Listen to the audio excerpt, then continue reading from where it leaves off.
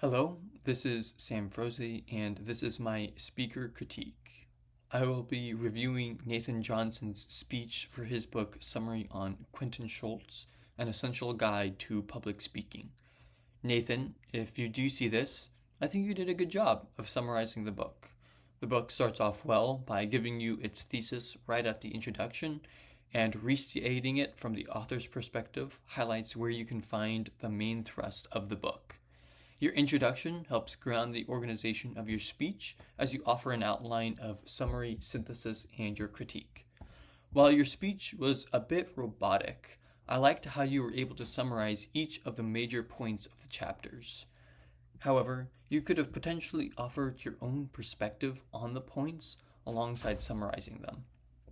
Matthew Dix, in his book Storytelling, talks about the idea and concept of stakes and the right way to incorporate them in your speeches. He says, stakes are the main reason an audience wants to hear your next sentence. I think if you offered your own perspective on each chapter and what you liked or were potentially even enthusiastic about, you could be able to incorporate stakes in this speech. This way, your audience can attach themselves to some of your own emotions, to what you've read, and be potentially interested in trying out the book for themselves.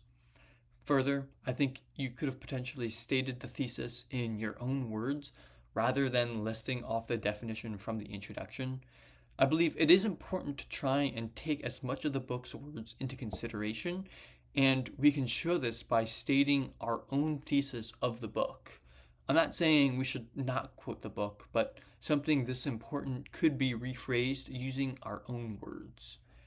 You have a few long pauses between your points, so maybe consider shortening those times as you work through your speech.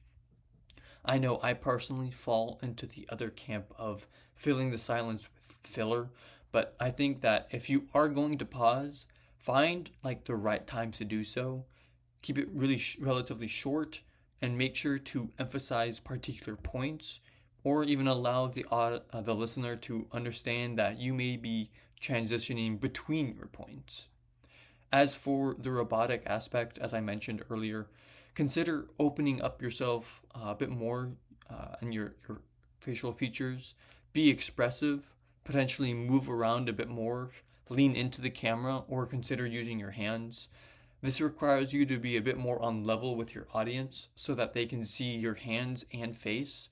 I would suggest maybe moving the camera around in a way where you can do this well, and feel free to experiment to find sort of the ideal position. I find that the area that you did talk about concerning the changing of words kind of interesting.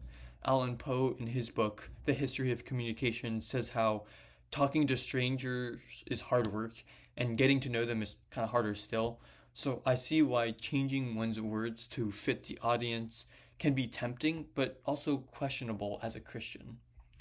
As for the idea of changing our words, Neil Postman in his book Technopoly says that language is pure ideology, meaning that how we speak represents our worldview. So I can see why there is some hesitancy to curtail our language, as it may feel like a betrayal of Christianity to do so, or maybe just a softening of the consequences that could be spoken to others. Finally, I did enjoy your conclusion, as it felt a bit more natural than the rest of your speech. I agree that we often get caught up in performing a duty for our professor rather than viewing our speech as a way to encourage and spur on others, and I do enjoy learning about each of my classmates through their speeches. Thanks for listening.